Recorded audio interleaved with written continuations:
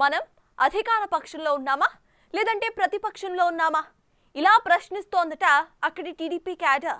ఇంకా చెప్పాలంటే పవర్లో ఉన్నామన్న సంతోషం కూడా అక్కడి తెలుగు తమ్ముళ్లకు లేకుండా పోయిందట. అసలు ఎందుకు ఇంత పరిస్థితి వచ్చింది, పార్టీలో ఏం జరుగుతోంది అని స్థానిక టీడీపీ నేతలు తలలు పట్టుకుంటున్నారట. టీడీపీకి ఇంత సంక్లిష్ట పరిస్థితి రాష్ట్రంలో ఎక్కడ ఎదురవుతుంది, దానికి కారణాలేంటి? Let's watch.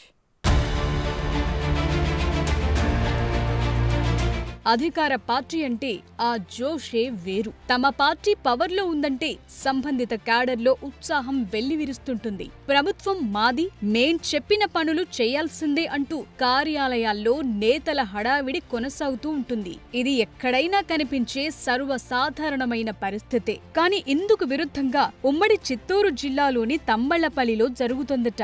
2024 ఏపీ అసెంబ్లీ ఎన్నికల్లో ఉమ్మడి చిత్తూరు జిల్లాలో వైసీపీ 2 చోట్ల నెగ్గింది. అందులో ఒకటి తంబళ్లపల్లి. వైసీపీ సీనియర్ నేత పెద్దిరెడ్డి రామచంద్రారెడ్డి సోదరుడు పెద్దిరెడ్డి ద్వారకానాథ్ రెడ్డి ఎమ్మెల్యేగా గెలుపొందారు. టీడీపీ నుంచి జయచంద్రారెడ్డి పోటీ చేయగా వైసీపీ ఇక్కడ గెలిచింది. అయితే జయచంద్రారెడ్డి సైతం వైసీపీ నుంచి వచ్చిన నేత కావటమే ఇక్కడ కీలక అంశం. నియోజకవర్గంలో టీడీపీ ఓటమి పాలైన రాష్ట్రంలో మాత్రం తెలుగుదేశం పార్టీ కూటమి అధికారంలోకొచ్చింది. దీంతో పోనీలే అని కార్యకర్తలు, నాయకులు సంబురపడ్డారు. ఇక తమ పనులు పూర్తయినట్లేనని ఆనందోత్సాహాల్లో మునిగి తేలారు. కానీ వాళ్ల ఆనందం ఎన్నో రోజులు నిలవలేదు. ఇంకా చెప్పాలంటే పార్టీ అధికారంలో ఉంది కదా, ఇక మన హవానే కొనసాగుతుందని భావించిన తెలుగు తమ్ముళ్లకు నియోజకవర్గంలో షాక్ల మీద షాక్లు తగులుతున్నాయన్న వాదన వినిపిస్తోంది. ఇందుకు ప్రధాన కారణం జయచంద్రారెడ్డి వ్యవహార శైలి అన్న మాటలు బహిరంగంగానే వినిపిస్తున్నాయి. వాస్తవానికి ఎన్నికల టైంలో మాజీ ఎమ్మెల్యే శంకర్ యాదవ్ తో పాటు యువనేత కట్ట దొరస్వామి నాయుడు టికెట్ కోసం గట్టిగా ప్రయత్నించారు. అయితే అప్పటి పరిస్థితుల్లో జయచంద్రారెడ్డి అభ్యర్థిగా మారారు. కానీ ఆయన అభ్యర్థిత్వాన్ని టీడీపీలోని శంకర్ యాదవ్ తో పాటు మిత్రపక్షం జనసేన కూడా వ్యతిరేకించింది. చివరకు వైసీపీ నుంచి తెలుగుదేశంలోకొచ్చిన నేతల సహకారంతో జయచంద్రారెడ్డి ప్రచారం నిర్వహించారన్న విమర్శలు వెల్లువెత్తాయి. ఒకానొక దశలో టికెట్ ప్రకటించిన బీఫామ్ ఇవ్వకుండా ఆపేసిందట టీడీపీ అధిష్టానం. ఫైనల్ గా అగ్రనాయకత్వమే కాస్త వెనక్కు తగ్గి ఆయన్నే అభ్యర్థిగా కొనసాగించిందట. దీంతో ఈ స్థానం టీడీపీ చేజారింది. ఇక ఎన్నికలు పూర్తయిన తరువాత పార్టీ అధికారంలోకి రావటంతో పెద్దగా ఈ నియోజకవర్గంపై దృష్టి పెట్టలేదట అధినాయకత్వం. ఇందుకు కారణం జయచంద్రారెడ్డి వ్యవహార శైలినని తెలుగు తమ్ముళ్లు ఇప్పటికే చెప్తుంటారు.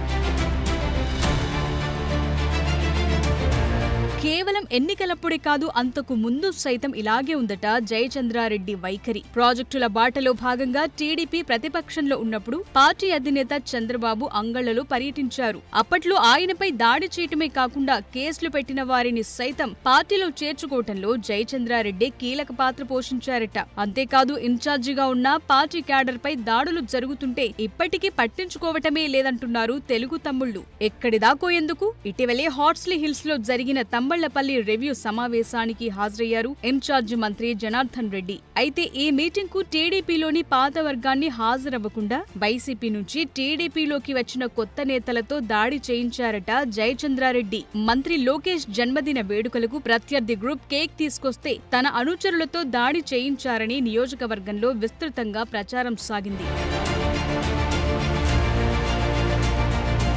ఎమ్మెల్యేగా ఓటమి పాలైన జయచంద్రారెడ్డిలో ఎలాంటి మార్పు లేదనే మాట నియోజకవర్గమంతటా వినిపిస్తోందట. అంతేకాదు నియోజకవర్గంలో ఉన్న వైసీపీ స్థానిక సంస్థల ప్రజా ప్రతినిధులకు ఆయన సహకారం అందిస్తున్నారనే విమర్శలు ఇప్పటికే ఉన్నాయి. దీంతో అసలు జయచంద్రారెడ్డి టీడీపీ నేత లేదంటే వైసీపీ నాయకుడా అన్న అనుమానం సైతం తెలుగుదేశం క్యాడర్లో వినిపిస్తోందట.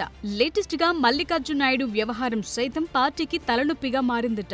పార్టీ ప్రయోజనాల కంటే తన సొంత లాభం కోసం మల్లికార్జున నాయుడు జయచంద్రారెడ్డి కలిసి పార్టీని నాశనం చేస్తున్నారని టీడీపీ క్యాడర్ ఆరోపిస్తోంది. వాస్తవానికి తెలుగుదేశం పార్టీ వాణిజ్య విభాగానికి గతంలో జిల్లా ఇన్ఛార్జిగా ఉన్న మల్లికార్జున నాయుడు 2009 ఎన్నికల తరువాత తంబళ్లపల్లి కన్వీనర్ అయ్యారు. ప్రవీణ్ రెడ్డి వైసీపీలో చేరటంతో అంది వచ్చిన అవకాశంతో ఎదిగారాయన.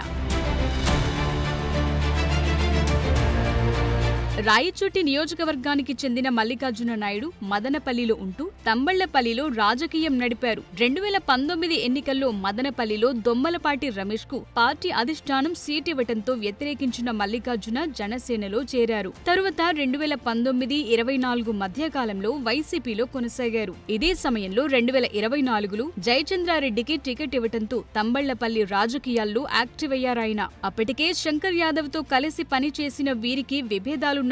దీంతో తాజాగా మారిన పరిణామాల్లో మల్లికార్జున నాయుడు కురబలకోట మండల కన్వీనర్ వైజి సురేంద్ర జయచంద్రారెడ్డితో కలిసి పార్టీ క్యాడర్ ను ఇబ్బంది పెడుతున్నారని అంటున్నారు. దీనికి తోడు స్థానికంగా భూముల దందా పెద్ద ఎత్తున చేస్తున్నారని ఆరోపణలున్నాయి. వీరికి సిట్టింగ్ ఎమ్మెల్యే అయిన ద్వారకానాథ్ రెడ్డితో సన్నిహిత సంబంధాలు ఉండడంతో ఆయన మీద ఈగ కూడా వాలకుండా చూస్తున్నారని టీడీపీ క్యాడర్ చెప్తోంది.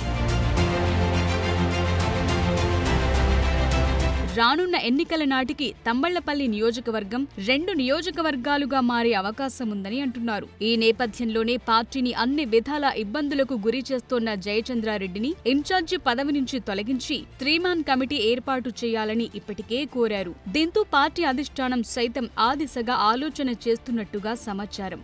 మాజీ ఎమ్మెల్యే శంకర్ యాదవ్ తో పాటు తెలుగు యువత నాయకుడు కట్టా దొరస్వామి నాయుడు, మదనపల్లి మాజీ ఎమ్మెల్యే దొమ్మాలపాటి రమేష్ తో కలిసి 3-man కమిటీ ఏర్పాటు చేయనున్నట్లు ప్రచారం జరుగుతోంది.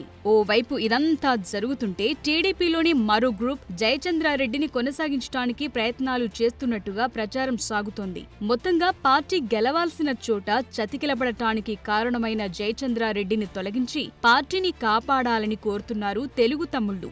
లేదంటే రాబోయే రోజుల్లో మరిన్ని ఇబ్బందులు తప్పవని చెప్తున్నారు.